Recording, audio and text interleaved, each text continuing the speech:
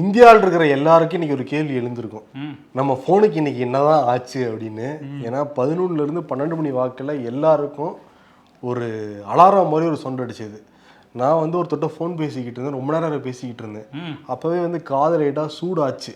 சரி ஓகே நினச்சிக்கிட்டு இருக்கப்போ இந்த அலாரம் வந்த உடனே ஐயோ ஃபோன் தான் ஹீட்டாக வெடிக்க போகுது போல இருக்குன்னு சொல்லிட்டு ஃபோனை தூரத்தில் தூக்கி போட்டு எட்டி பார்த்துக்கிட்டு இருந்தேன். பார்த்தா ஒரு பெரிய மெசேஜ் இருந்துச்சு. பார்த்தா நம்ம மோடிஜி அமைச்சிருக்காரு. நமக்கு மோடிஜியே டைரக்டா அமைச்சிருக்காரு. மோடிஜினா மத்திய அரசாங்கத்துலேருந்து வந்திருக்கு. ஆமாம், மத்திய அரசாங்கம் வந்து அனுப்பிச்சிருந்தாங்க. பட் ஆனால் நான் வந்து திடீர்னு நம்ம ஃபோன் தான் போயிடுச்சு போல, ஐயோ புது ஃபோன் வேற வாங்கணுமான்னு நினச்சிட்டு இருந்தேன். அது என்னன்னு பார்க்கறதுக்குள்ள அதுவே ஓகே கிளிக் ஆயிடுச்சு போல. ஓகே கிளிக் ஆயிடுச்சு, அதனால அடுத்த டைம் வந்திருக்காது. அதான் வரல. யாரெல்லாம் ஓகே கிளிக் பண்ணலையோ அவங்கலாம் திரும்ப இந்த அலார்ம் சிஸ்டம் வந்து அடிச்சுக்கிட்டே இருந்துச்சு. என்னன்னா நேஷ்னல் டிசாஸ்டர் மேனேஜ்மெண்ட்டை டெஸ்ட் பண்ணுறதுக்காக இந்த அலர்ட் மெசேஜ் வந்து அலர்ட் வார்னிங் வந்து கொடுத்துருக்காங்க. இந்த பேரிடர் காலங்களில் நம்மளெல்லாம் எச்சரிக்கை செய்யறதுக்கு மத்திய அரசாங்கம் முன்னெச்சரிக்கையாக அந்த நடவடிக்கை வந்து எடுத்து இன்னைக்கு டெஸ்ட் பண்ணி பார்த்துருக்காங்க. இது நல்ல விஷயம்தான். ஆமாம், ஒருவேளை ஏதாவது ஒரு பிரச்சனைன்னு வரும்போது நமக்கு அலர்ட் கொடுத்தாங்கன்னா நம்ம பாதுகாப்பாக இருக்கலாம். ஸோ ஒரு வரவேற்கக்கூடிய விஷயந்தான் இது. பட் ஆனால் அந்த அலாம் அந்த இதுதான் கொஞ்சம் பயமாக இருந்துச்சு. அந்த சத்தம் ஆஃபீஸ்லலாம் கிட்டத்தட்ட 100 பேருக்கு மேலே டக்குன்னு ஒரே இதில் அடிக்கவும் ஏதோ ஃபயர் அலாம் தான் பற்றிக்கிச்சு போல ஏதோ அப்படின்னு நினச்சாங்க. அதுக்கப்புறம் தான் பார்த்தா இந்த விஷயம். ஒருத்தர் முகத்தை ஒருத்தர் பார்த்துக்கிட்டாங்க, என்னப்பா நடக்குது மொபைலில், என் மொபைல் அதே தான் பாட்டு. ஆமாம், இப்போ சாப்பிட்டியான்னு கேட்குற மாதிரி வந்துருச்சு அவனுக்குன்னு கேட்டுட்டு இருக்காங்க அந்த மெசேஜ். நிறைய பேருக்கு வரலையா, எனக்கு நான் அப்போ இந்திய குடிமகன் இல்லையா, எனக்கே வரலன்னு குத்தளிச்சுக்கிட்டு இருக்காங்க. ஜி ஏன் என்னை விட்டுட்டாரு அப்படின்னு இதுவாகிட்டு இருக்காங்க. இப்போ ஏர்டெல் வோடஃபோன் படிப்படியாக ஒவ்வொரு நெட்வொர்க்காக தான் வந்துட்டு இருக்கு. உங்களுக்கும் வரும், கவலைப்படாது. வந்துச்சுன்னா ஓகே மட்டும் கொடுத்து முடிச்சிருங்க. சில பேர் ஓகே கொடுத்தா பெகாசஸ் மாதிரி உள்ள எதையும் வச்சிருவாங்களோன்னு பயப்படுறாங்க. பட் அந்த மாதிரிலாம் இருக்காதுன்னு தான் மத்திய அரசுலன்னு சொல்லியிருக்காங்க. இது ஒரு அலர்ட்டுக்கான ஒரு விஷயம் தான். ஓகே, அதனால நம்ம ஃபோனுக்கு ஒன்றும் ஆகலை, நம்ம கீழே விடாமல் பத்திரமா வந்து வச்சுக்கலாம். ஓகே, நம்ம நாட்டுக்கு என்ன ஆச்சுங்கிறத பார்க்கலாம். ஓகே, ஷோக்குள்ள போயிடலாம். Welcome to the imperfect show. இஸ்ரேலும் ஹமாஸுக்குமான அந்த போர் 13வது நாளை எட்டி இருக்கு. இறப்பு எண்ணிக்கை நாளுக்கு நாள் அதிகமாகிக்கிட்டு இருக்கு ரெண்டு தரப்புலையுமே. ஆனால் அதிகம் பாதிக்கப்பட்டது பாலஸ்தீன அப்பாவி மக்கள் தான். நேற்று இந்திய பிரதமர் மோடி வந்து பாலஸ்தீன அதிபர் மெஹ்மூத் அப்பாஸ்கிட்ட கால் பண்ணி வந்து பேசியிருக்காரு. அங்கே நிலைமை வந்து எப்படி இருக்குது, மருத்துவமனைகளில் அந்த 500க்கும் மேற்பட்ட உயிரிழந்தாங்கள்ல அதை பற்றி வந்து கேட்டிருக்காரு. இந்தியாவோட இரங்கலையும் வந்து பாலஸ்தீனத்துக்கு வந்து தெரிவிச்சிருக்காரு. அதை தாண்டி மனிதாபிமான அடிப்படையில் இந்தியா வந்து உதவிகள் செய்யும், நீங்கள் கேளுங்க அப்படிங்கிறதே வந்து குறிப்பிட்டிருக்காரு. நேற்று எக்ஸ் தளத்தில் பிரதமர் மோடி வந்து வெளியிட்டிருக்காரு.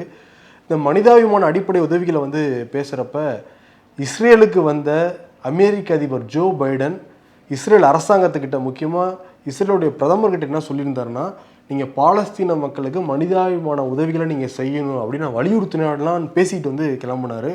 ஆனால் அமெரிக்காவுக்கு அந்த மனசு இல்லைங்கிறது தெள்ள தெளிவாக நேற்று வந்து தெரிஞ்சிருக்கு. ஐநாவில் வந்து பாதுகாப்பு அந்த கவுன்சிலுடைய தலைவர் இந்த ஆண்டு எந்த நாடு இருக்குன்னா பிரேசில் தான் வந்து இருக்குது. நேற்று வந்து ஒரு தீர்மானம் வந்து கொண்டு வந்திருந்தாங்க, நம்ம பாலஸ்தீன மக்களுக்கு உதவிகள் செய்யணும். ஏன்னா அங்கே உணவு கிடையாது, குடிநீர் கிடையாது, போதிய மருத்துவ வசதிகள் கிடையாது. அதனால் எல்லா நாடுகளும் நீங்கள் ஆதரவு கொடுங்க, தீர்மானம் நிறைவேற்றலான்னு வந்து தீர்மானத்தை முன்மொழிஞ்சிருக்காங்க. ஆனால் அமெரிக்கா தன்னுடைய வீட்டோ அமைப்பை பயன்படுத்தி தீர்மானத்தை கொண்டு வர விடாமல் வந்து பண்ணிட்டாங்க. இது ரொம்ப ஒரு அடிப்படையான விஷயம், உணவு, குடிதண்ணீர், மருத்துவ உபகரணங்கள் அப்படிங்கிறது. ஏன்னா அந்த மருத்துவமனையால் அந்த குண்டு வீச்சினால் பாதிக்கப்பட்ட சில பேர் வந்து காயமடைஞ்சிருக்காங்கல்ல, அவங்களுக்கு போதிய அந்த மருத்துவ உபகரணங்கள் கிடையாமல், அனஸ்தீசியா கூட இல்லாமல் நிறைய பேருக்கு ஆப்ரேஷனாக பண்ணியிருக்காங்க. அது எப்பேற்பட்ட ஒரு கொடூரமான ஒரு மனிதாபிமானம் மற்ற ஒரு செயல் அது. இப்போ என்னன்னா ஐநா வந்து பாலஸ்தீனத்தை சுற்றி 100க்கும் மேற்பட்ட இடங்கள்ல ஆம்புலன்ஸ், மருத்துவ உபகரணங்கள் எல்லாத்தையும் வச்சு நின்றுக்கிட்டு இருக்காங்க. ஆனால் அனுமதி கிடைக்காதனால உள்ளுக்குள்ள போக முடியுது அவங்களால. இது வந்து அமெரிக்கா வந்து தடுத்துருக்கு. தெளிவாக தெரியுது, இல்லை இரட்டை நிலைப்பாடுங்கிறது தெளிவாக புரியுது. அமெரிக்காவும் இஸ்ரேலும் சேர்ந்து அந்த காசால நடத்திக்கிட்டு இருக்கிற அந்த கொடூரமான விஷயங்கள்லாம் பார்க்கும்போது, புகைப்படங்களாக பார்க்கும்போதே ரொம்ப ரொம்ப கஷ்டமாக இருக்குது. இன்னொரு விஷயத்தை வேற இஸ்ரேலோட பாதுகாப்புத்துறை அமைச்சர் யோவ் கேலண்ட் வந்து சொல்லியிருக்காரு, நம்ம பாதுகாப்பு படையெல்லாம் தயாராக இருங்க, நம்ம தரை வழியாகவும் தாக்குதல் நடத்த தயாராகணும் அப்படின்லாம் சொல்லியிருக்காரு. ஸோ இதனால் காசால உள்ள மக்கள் வந்து இன்னும் பயம் அதிகரிச்சிருக்கு அவங்க கிட்ட. ஆனால் அதெல்லாம் நடக்காமல் சீக்கிரம் இந்த போர் முடியணுங்கிறது தான் எல்லாருடைய, உலக நாட்டில் உள்ள எல்லா மக்களுடைய கோரிக்கையாகவும் அதுதான் இருக்குது. ப்ரோ, ரெமோ கேள்விப்பட்டிருப்போம், நமோ கேள்விப்பட்டிருக்கீங்களா? நம்ம தான் கேள்விப்படாமையா இருக்கும். ஆமா, நமோ தானே சொல்றீங்க. நம்ம நமோ தான்.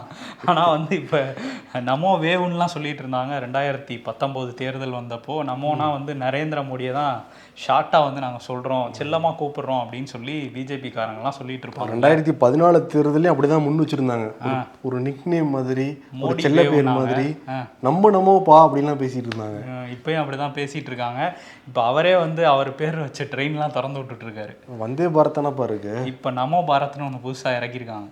நமோ பாரத். நமோ பாரத் அதுக்கு ஃபுல்லாகவே வச்சிருக்கலாம், அது ரொம்ப லென்த்தாக இருக்குன்னு நமோ பாரத்னு சுருக்கி வச்சிருக்காரு போல. சரி, இந்த நமோ எத்தனை பேருக்கு நாமத்தை போட போடுறதுன்னு தெரியல. ஆல்ரெடி எக்ஸ்பிரஸ் ரயில் வேகத்தை கம்மி பண்ணி சொல்லிட்டு இருந்தாங்களா, வந்தே பாரத் ரயில் வந்து எக்ஸ்பிரஸ் ரயிலோட கம்மியாக தானே போய்கிட்டு இருக்கு, ஸ்பீடு கட்டணம் வேறு அதிகமாக இருக்குன்னு சொன்னதுனால எக்ஸ்பிரஸ் ரயில் வேகத்தை கம்மி பண்ணிட்டாங்க. இதை வந்து கொஞ்சம் வேகமாக போகிற மாதிரி காட்டிக்கிட்டு இருந்தாங்க வந்தே பாரத்தை. இப்போ இது நமோ பாரத் அப்படிங்கிறது என்னென்னா இந்தியாவோட ஃபஸ்ட்டு RRTS அப்படின்னு சொல்கிறாங்க, ரீஜனல் ரேபிட் டிரான்சிட் சிஸ்டம். அதாவது குறைந்த தூரத்தை வேகமாக கடக்கிறதுக்கான ஒரு 2 நகரங்களை இணைக்கிறதுக்கான ஒரு ரயில்லாம் சொல்லி எக்ஸ்பிளனேஷன்லாம் கொடுக்குறாங்க. வந்தே பாரத் இப்போ எங்கே இணைக்குதான்? அது எக்ஸ்பிரஸ் எங்கே வந்து இணைக்குதான்? வந்தே பாரத்தெல்லாம் இணைக்காது, 2 நகரங்களை இணைக்குதான். அதாவது டெல்லியிலேருந்து காசியாபாத் வழியா மீரட் வரையும் போகலாமா. இது ஒரு 82 கிலோமீட்டர் தூரம். இந்த மெட்ரோ ட்ரெயின் மாதிரி அப்படி போய் கனெக்ட் பண்ணுது, வேகமாக போகுது அப்படின்னு சொல்கிறாங்க. 180 கிலோமீட்டர் ஸ்பீடில் போகுது அப்படின்லாம் சொல்கிறாங்க. ஸோ அதை வந்து இன்னைக்கு தொடங்கி வச்சிருக்காரு பிரதமர் நரேந்திர மோடி. 180 kilometre speedo? ஆமாம், செக் பண்ணியா? இல்லை, அப்படிதான் சொல்கிறாங்க. வேகமாக ஸ்வங்கின்னு போயிடலாம் அப்படின்னா ஸ்வங்கின்னு போகுதானே. ஆமாம், அதே மாதிரி மக்கள் வரி போனால் தான் ஸ்வங்கின்னு வேற ஒரு பக்கம் வந்து போய்கிட்டு இருக்கு. இப்போ நடந்த நாடாளுமன்றத்தில் எம்பி கனிமொழி மத்திய அரசு ஒரு கேள்வி கேட்டிருந்தாங்க. பிணையில்லா கடன் எவ்வளோ தூரம் நீங்கள் தள்ளுபடி பண்ணியிருக்கீங்க, எத்தனை பேருக்கு தள்ளுபடி பண்ணியிருக்கீங்க, அதோடைய ஒட்டுமொத்த அமௌண்ட் எவ்வளோ போன்ற கேள்வியெல்லாம் கேட்டிருந்தாங்க. அதுக்கு நிதித்துறையை சேர்ந்த இணையமைச்சர் பகவத் காரத் என்ன பதில் சொல்லியிருந்தாருன்னா, கடந்த 9 வருடங்களில் நாங்கள் 14,56,000 கோடி வந்து தள்ளுபடி பண்ணியிருக்கோம் பெரும் முதலாளிக்கு அப்படிங்கிறத சொல்லியிருந்தாங்க. இப்போ செக்யூர்டு லோன், அன்செக்யூர்டு லோன் சொல்லுவாங்க. செக்யூர்டு லோன்னா நம்மளாம் லோன் கேட்டோம்னா அதான் செக்யூர்டு லோனு. வீட்டில் சொத்து பத்திரத்தை சப்மிட் பண்ணணும், எல்லாமே கொடுத்தா மட்டும்தான் வந்து அவங்க லோன் கொடுப்பாங்க. இன்கேஸ் நம்மளால் கட்ட முடியலன்னா அதை ஜப்தி பண்ணி வித்துருவாங்க. சரி, அன்செக்யூர்டு லோன்லாம் பிணையில்லா கடன், எதுவுமே கொடுக்க தேவையில்லை, கேட்ட பணத்தை வந்து கொடுப்பாங்க. கட்ட முடியலன்னா கட்ட முடியலன்னு சொல்லிடலாம். அதுக்கு பதிலாக வந்து வெளிநாட்டுக்கு போய்க்கலாம். இது வந்து யார் யாருங்கிற பேரே அவங்க குறிப்பிடலை. அது கேள்வி கேட்டப்ப என்ன சொல்லிட்டாங்கன்னா, மத்திய அரசு சார்பாக இருந்து அது வந்து RBI சட்டத்துக்கு விரோதமானது, யார் யாரெல்லாம் மக்கள் பணத்தை மோசடி பண்ணிட்டு நீங்கள் தள்ளுபடி பண்ணியிருக்கீங்க, அந்த யார் பேருங்கிறதே மத்திய அரசு சொல்ல வரல, அதெல்லாம் தனி கதை. இப்போ என்னன்னா RTI மூலமாக ஒரு தகவல் வெளியே அதிர்ச்சியை வந்து கிளப்பியிருக்கு. RTI ஆர்வலர், சமூக ஆர்வலர், இவர் கேரளாவை சேர்ந்தவர். ஆனால் இப்போ குஜராத்ல இருந்து சமூக செயற்பாட்டாளராக வந்து மாறி இருக்காரு. சஞ்சய் அப்படிங்கிற நபர். இவர் RBI கிட்டேயே வந்து RTI போட்டு கேட்டதில் RBI என்ன தகவல் கொடுத்துருக்குன்னா, கடந்த 9 வருடங்களில் 2003, 2024 மட்டும் சேர்க்கவே இல்லை, 25 லட்சம் கோடி தள்ளுபடி பண்ணியிருக்காங்களாம்ப்பா. 14 லட்சம் கோடி நாடாளுமன்றத்தில் சொன்னதே இப்போ கேள்விக்குறியாக தான் இருக்குது. 25 லட்சம் கோடிங்கிறது எவ்வளோ பெரிய அமௌண்ட்டு.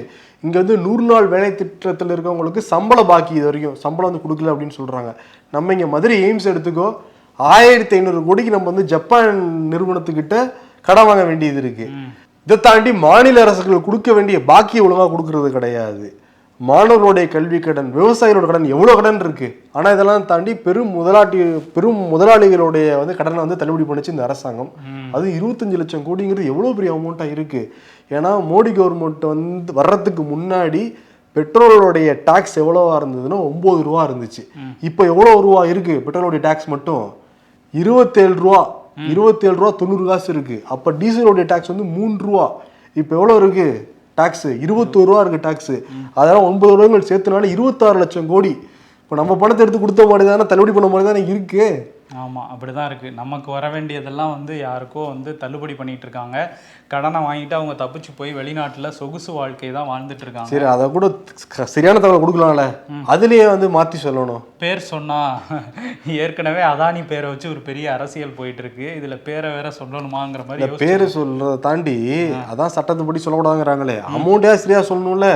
14 லட்சம் கோடி இருக்கு, 25 லட்சம் கோடி எங்க இருக்கு? அவ்வளோ டிஃபரன்ஸா வரும். இல்லை அந்த கேப்புக்குள்ளே 11 லட்சம் கோடியை தள்ளுபடி பண்ணிட்டாங்களா இல்லை என்னங்கிறது அவங்க தெளிவுபடுத்தினா தான் தெரியும். ஆனால் இப்போ ஆர்பிஐயில் ஆர்டிஐ வழியாக சொன்னது 25 லட்சம் கோடிங்கிறது யோசிச்சு பார்க்க முடியாத அளவுக்கு ஒரு பணத்தை வந்து தள்ளுபடி பண்ணியிருக்காங்க.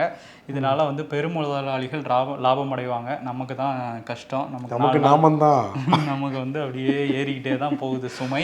இன்னொரு விஷயம் வந்து மத்திய உள்துறை அமைச்சகத்துக்கு கீழே இருக்குல்ல டெல்லி போலீஸ், அவங்க வந்து பத்திரிகையாளர்களை பயங்கரவாதிகள் மாதிரி டீல் பண்ணி அவங்களோட செல்ஃபோனை பிடுங்கி லேப்டாப்பை பிடுங்கி கைது பண்ணிட்டு போனாங்க. அந்த நியூஸ் கிளிக் விவகாரம், அவங்க சீனாக்கிட்ட இருந்து பணம் வாங்கிட்டு செய்தி போடுறாங்க, இந்த மாதிரியான குற்றச்சாட்டுலாம் வச்சுருந்தாங்க. இந்த குற்றச்சாட்டுக்கு வந்து யூஏபி ஆக்ட், பயங்கரவாதிகள் மேலே போடக்கூடிய அந்த ஆக்டை போட்டு கைது பண்ணி கூப்பிட்டு போயிருந்தாங்க அந்த நியூஸ் கிளிக்கோட ஆசிரியர் பிரபீரையும் ஹெச்ஆர் ஹெட் அமித்தையும். இவங்க 2 பேரும் வந்து டெல்லி உயர்நீதிமன்றத்தில் எங்களுக்கு இந்த கைது செல்லாதுன்னு சொல்லுங்கள், அதுக்கப்புறம் எங்களுக்கு விடுதலை கொடுங்கலாம் சொல்லி மனு போட்டிருந்தாங்க. அந்த மனுவை டெல்லி உயர்நீதிமன்றம் தள்ளுபடி பண்ணியிருந்தாங்க. அதுக்கு மேல்முறையீடுக்கு உச்சநீதிமன்றம் போனாங்க. உச்சநீதிமன்றம் இப்போ என்ன சொல்லியிருக்காங்கன்னா, டெல்லி போலீஸ்க்கு வந்து இதில் நீங்கள் பதில் மனு தாக்கல் பண்ணுங்கள் அப்படின்னு சொல்லியிருக்காங்க. ஸோ பதில் மனு தாக்கல் பண்ணதுக்கப்புறம் தான் இந்த வழக்கு எப்படி போகும் அப்படிங்கிறது தெரியும். இந்தியா கூட்டணி வந்து நாங்கள் வலுவாக இருக்கோம், மோடி அரசாங்கத்தை வீட்டுக்கு அனுப்பிட்டு தான் எங்களுக்கு அடுத்த வேலையேங்கிற மாதிரி சொல்லிட்டு இருக்காங்கல்ல. அதில் வந்து ஒரு பிரச்சனை வர மாதிரி அகிலேஷ் யாதவ் வந்து காங்கிரஸே அட்டாக் பண்ணியிருக்காரு. சமாஜ்வாடி கட்சியோட தலைவர் அகிலேஷ் யாதவ் வந்து மத்திய பிரதேசத்துலேயும் அவங்க சில தொகுதிகள்லாம் போட்டிடுவாங்க, ஏன்னா யூபிக்கு பக்கத்தில் இருக்குது அப்படிங்கிறதுனால. அவர் இப்போ என்னென்னா, நேற்று வந்து காங்கிரஸ் 144 பேர் கொண்டு அந்த லிஸ்ட்டை வந்து வெளியிட்டிருந்தாங்க, அவங்களோட வேட்பாளர் லிஸ்ட்டை. இதுக்கப்புறம் வந்து கடுப்பாயிட்டார் அகிலேஷ் யாதவ். எங்ககிட்ட கமல்நாத்தும் அங்கே இருக்க திக்விஜய் சிங்கும் தொடர்ந்து ஃபோன் பண்ணி வாங்க பேசுவோன்னு இந்த தேர்தலுக்கே கூப்பிட்டாங்க. சரி மத்தியில் தான் கூட்டணின்னு சொல்லியிருந்தாங்கன்னா கூட பரவாயில்ல, இந்த தேர்தலுக்கு வாங்க வாங்கன்னு பேச்சுவார்த்தைக்கெல்லாம் கூப்பிட்டுட்டு இப்போ எங்கள்கிட்ட கேட்காம அவங்களே வந்து அறிவிச்சிட்டு இருக்காங்க. இது வந்து ஒரு துரோகம் அப்படின்லாம் சொல்லியிருக்காரு. காங்கிரஸ் லீடர்ஸ் வந்து எங்களுக்கு துரோகம் பண்ணிட்டாங்க அப்படின்னு சொல்லியிருக்காரு. இதில் ஒரு படி மேலே போயிருக்காரு. இருங்க, அந்த இதுக்கே வரலையே, நீங்கள் பண்ணீங்கல்ல, பயங்கரமா இருக்கேப்பா, இதுக்கு மேலே பண்ணியிருக்காரு. நீங்கள் பண்ணீங்கல்ல மாப்பியில், நாங்கள் யூபியில் நாங்கள் பழிக்கு பழி வாங்குவோம், நீங்கள் சீட்டு கேட்டு வரும்போது நாங்கள் கொடுக்க மாட்டோம்ல அப்படின்ட்டு இருக்காரு. கச்சேரி இருக்கு இந்தியா கூட்டணியில. ஆனா 3வது கூட்டம் வரைக்கும் போட்டாங்க, 4வது கூட்டம் கண்ணு கட்டினது வரைக்கும் தெரியலையே எங்க போட போறாங்கன்ட்டு. டைரக்டா தேர்தலில் பார்த்துக்கலாம். அகிலேஷ் யாதவ் மட்டும் கிடையாது, நிதிஷ்குமார் கிளம்பிட்டாரு. ஏன்னா இந்தியா கூட்டணி உருவாகிறதுக்கு விதை போட்டதே நிதிஷ்குமார் தான். எல்லாரும் பாட்னாவை நோக்கி வாங்கன்னு சொல்லிட்டு எல்லா எதிர்கட்சிகளையும் பார்த்துக்கிட்டு இருந்தாரு. பிஜேபி இதில் எல்லாத்தையும் ஒன்று சேர்த்து பாட்னாக்கு வந்து முதல் கூட்டம் போட்டாங்க. அப்புறம் வந்து அவரை கண்டுக்காம விட்டுருக்காங்கிற ஒரு சின்ன வருத்தத்தில் இருக்காரு எல்லாரும் சொல்லிட்டு இருந்தாங்கல்ல. இப்போ அவர் பேசுறத வச்சு பார்த்தா வருத்தத்திலாம் இருக்காங்கிறத கன்ஃபார்ம் பண்ணுற மாதிரி தான் இருக்குது. நேற்று வந்து பீகாரில் மோதிகாரி அப்படிங்கிற இடத்துல வந்து பட்டமளிப்பு விழா நடந்துச்சு. பல்கலைக்கழக பட்டமளிப்பு விழா. அதில் வந்து ஜனாதிபதி திரௌபதி முர்முலாம் கலந்துக்கிட்டாங்க, இவரும் கலந்துக்கிட்டாரு. இவர் கலந்துட்டு என்ன சொல்றாரு, இந்த பல்கலைக்கழகம் வரத்துக்கு காரணம் யாரு? காங்கிரஸ் கிடையாது. காங்கிரஸ் எவ்வளவு ஆட்சியில் இருக்கப்போ நாங்கள் சொன்னவங்க செய்யவே கிடையாது, மோடி வந்ததுக்கு பிறகுதான் இந்த பல்கலைக்கழகம் வந்திருக்கு அப்படின்னு சொன்னது மட்டும் இல்லாமல் பிஜேபி தலைவர் ராதா மோகன் சிங்கனோட தொடர்ந்து பேசிட்டு தான் இருக்காங்க, எனக்கு அவர் நல்ல நண்பர் அப்படின்ட்டு இருக்காரு அவரு. எப்படி பேசிட்டு இருக்காங்க, இங்க என்ன நடக்குதுன்னு நாங்க சொல்லிட்டு இருக்காரு அது தெரியல. ஆனா அப்படிதான் மேடையிலே அவர் வந்து பேசியிருக்காரு. ஆனா அங்க இருக்கிற பாஜக மாநில தலைவர் வந்து எதிர்ப்பு தெரிவிச்சிருக்காரு. நிதிஷ்குமார் வந்து இந்த மாதிரி ரெட்டை வேடம் போறதெல்லாம் நான் ஏத்துக்க முடியாது, எங்க கூட்டணிக்கு அவர் வரவே முடியாது, என்டிஏ கூட்டணிக்கு கதவுகள் அடைக்கப்பட்டிருக்குன்னு சொல்லிட்டு நிதிஷ் எதிராக அந்த மாநில பாஜக தலைவர் பேசினா கூட ராம்தாஸ் அத்வாலே, மோடி கூட அமித்ஷா கூட நட்டா கூட எல்லாம் ஃப்ரெண்டா இருக்கிறவர் தான் ராம்தாஸ் அத்வாலே. அப்பப்போ சில சர்ச்சையான கருத்துக்கள்லாம் சொல்லுவார். அவர் பீகாரை சேர்ந்தவர் தான். அவர் என்ன சொல்றாருன்னா, நாங்கள் எப்போதுமே நிதிஷ்குமாரை வரவேற்றுட்டு தான் இருக்கோம், திருப்பி கூட நீங்க ஜாயின் பண்ணிடுவோம்னு அவர் சொல்லிக்கிட்டு இருக்காரு. ஆனா இவர் அகிலேஷ் யாதவாவது காங்கிரஸ் அட்டாக் பண்ணதோடு நிறுத்திக்கிட்டாரு. இவர் எக்ஸ்ட்ராவா போய் மோடி கவர்மெண்ட்டை புகழ்ந்துலாம் பேசியிருக்காருங்க. அது இல்லாம புகழ்ந்து பேசுறது மட்டும் இல்லாம காங்கிரஸ் அட்டாக் வேற பண்ணிருக்காரு. காங்கிரஸ் வந்தப்போ பள்ளிகளுக்கு இல்லைன்னு வேற சொல்லியிருக்காருல்ல. எங்க போய் முடியுமோ இந்த இந்தியா கூட்டணி. கர்நாடகாவோட துணை முதலமைச்சர் DK சிவகுமார் அந்த இந்தியா கூட்டணி பெங்களூரில் மீட்டிங் நடந்தப்போ இவர் தான் முன்னாடி நின்று வாங்க வாங்கன்ட்டு எல்லாரையும் வரவேற்றுக்கிட்டு இருந்தார்ல. இப்போ இவர் வந்து சிபிஐ வாங்க வாங்கன்னு கூப்பிட்டுட்டு இருக்காங்க. இவர் அளவுக்கு அதிகமாக சொத்து சேர்த்துருக்காருன்னு சிபிஐ ஒரு வழக்கு போட்டு அதை விசாரிச்சுட்டு இருக்காங்க. இதுலேருந்து என்னை விடுவிக்கணும், சிபிஐ வழக்கெல்லாம் ரத்து பண்ணுங்கன்னு சொல்லி கர்நாடக உயர்நீதிமன்றத்தில் வழக்கு போட்டிருந்தாரு. ஆனால் இவர் போட்ட வழக்கை வந்து ரத்து பண்ணிட்டாங்க கர்நாடக உயர்நீதிமன்றம். அதனால ஐயோ இப்படி நடந்துருச்சேன்னு சொல்லிட்டு அப்பயும் என்ன சொல்கிறாருன்னா, நீதித்துறை மேலே எனக்கு நம்பிக்கை இருக்குது அப்படின்ட்டு இருக்காரு. நம்பிக்கை இருந்திருந்தா சிபிஐ வழக்கை எடுத்துக்கலாமே, நீங்கள் ஏன் ரத்து பண்ணோன்னு அப்செட் ஆகுறீங்கிற மாதிரி தான் இருக்கும். பட் ஆனால் அவருக்கு ஒரு செக் இருக்குது. ஏன்னா அந்த கர்நாடகாவில் காங்கிரஸ் ஜெயிச்சதுக்கு மிகப்பெரிய முக்கிய காரணம் வந்து டிகே சிவகுமார்.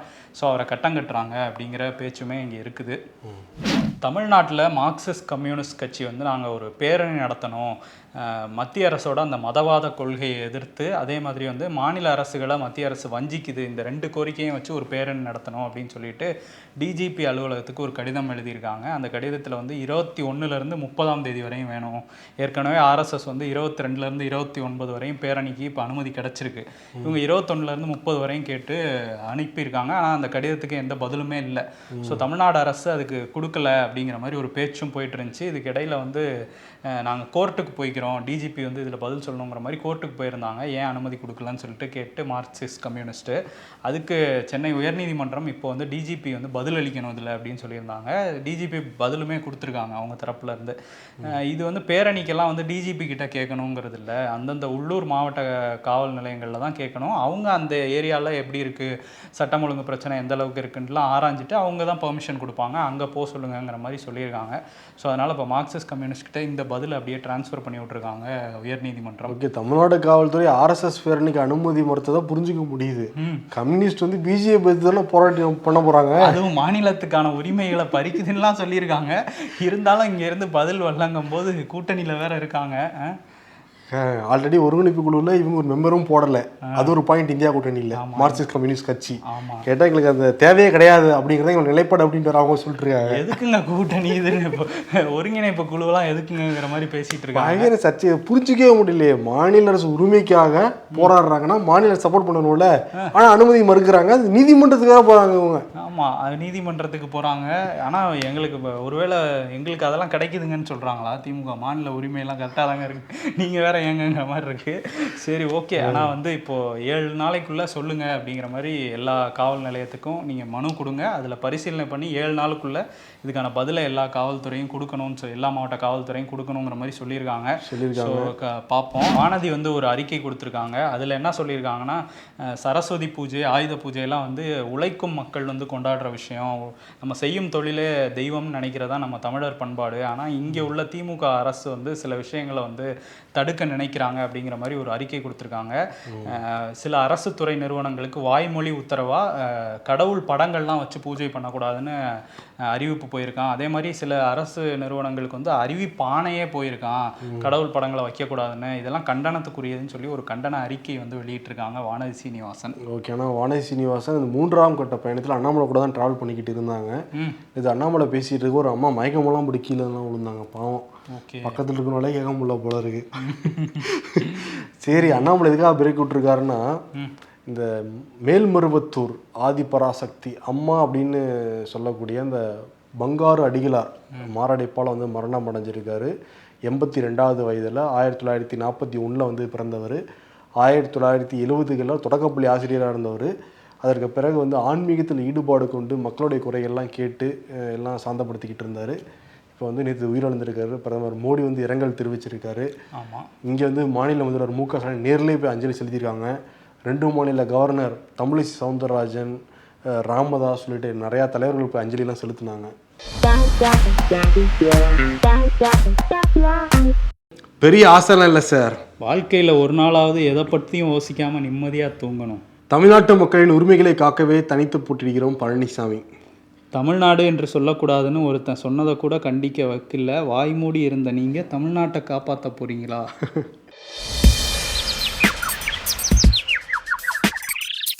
என்ன மனுஷையா, குண்டு போட்ட இஸ்ரேலுக்கு சப்போர்ட் பண்ணுறாரு, அதனால் பாதிக்கப்பட்ட பாலஸ்தீனத்துக்கும் வருத்தப்படுறாரு. என்ன மனுஷையா நமச்சி அப்படிங்கிறாங்க.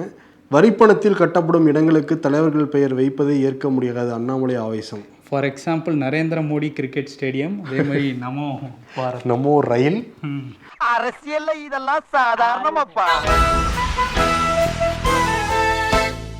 இப்போ பேசிட்டு இருந்தோம்ல, அதுக்கு தான் விருது கொடுத்துடலாம். நமோ நாராயண. ஐயோ இது பாட்டா? ஆமா, இது கமல் படத்துல, தசாவதார படத்துல வர்றது. ஆமா, நம்ம மோடியுமே தசாவதாரம் மாதிரி தான் எடுக்கிறாரு. பார்த்து பல கெட்டப்ல போட்டோ ஷூட் எடுத்திருக்காரு. போட்டோ ஷூட்லப்பா, யூடியூபரா இருக்காரு, அந்த மாதிரி லிரிசிஸ்டா இருக்காரு, பிஎம்மா இருக்காரு, எவ்வளோ அவதாரம் எடுக்கிறாரு அவரு. பல அவதாரங்கள் எடுத்துக்கிட்டு இருக்காரு. முன்னாடி வந்து நான் டீ எல்லாம் வித்திருக்கேன்னு வேற சொல்லியிருக்காரு. மாடலாவும் இருந்திருக்காரு. மாடல் இருக்காரு, போட்டோ மாடல். ஓ அந்த இதுவா? ஓகே ஓகே, அதெல்லாம் கேஷ்டா நடந்து வாங்க நான் எடுத்துக்கிறோன்ட்டு நம்ம போட்டோகிராஃபர்லாம் கேட்டாங்க சொல்லுவாங்க. ஆமா, இவர் போட்டோ எடுக்கிறதே 10 பேர் சுத்தி நின்று போட்டோ எடுப்பாங்க.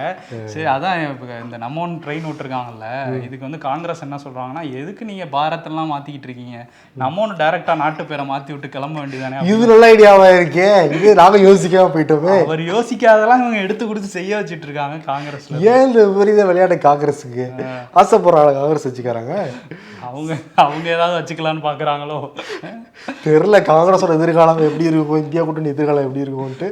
சரி, நம்ம மோடிக்கு டீலா நோ டீலாங்க விருது வந்து கொடுத்துடலாம். அவர் டீல் எல்லாம் பண்ணிட்டு இருக்காரு. நமக்கு தான் பல விஷயங்கள் இது நோ டீல் கத்திக்கிட்டு இருக்கோம். நான் காதில் வாங்க மாட்டேங்கிறாரு. காதில் வாங்கினாலும் இந்த காதில் விட்டுறாரு. ஆமா, டீலுங்கிறது அந்த 25 லட்சம் கோடி தான் ஞாபகம் வருது. சரி, ஓகே, ஞாபகம் என்ன பண்றது. ஓகே, நன்றி, வணக்கம்.